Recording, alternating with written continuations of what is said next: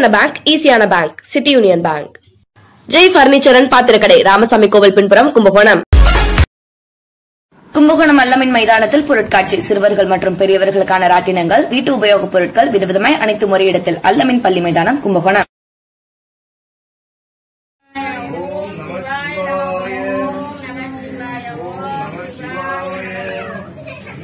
கும்பகோணத்தில் நடனப்பள்ளியில் சேர்ந்த மாணவிகள் பங்கேற்ற சலங்கை பூஜை.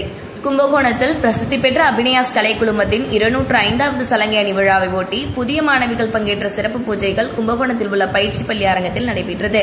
இதில் மாணவிகளும் பெற்றோர்களும் கலந்து கொண்டனர். தொடர்ந்து புதிய மாணவிகளுக்கு சலங்கை வழங்கும் நிகழ்வு நடைபெற்றது.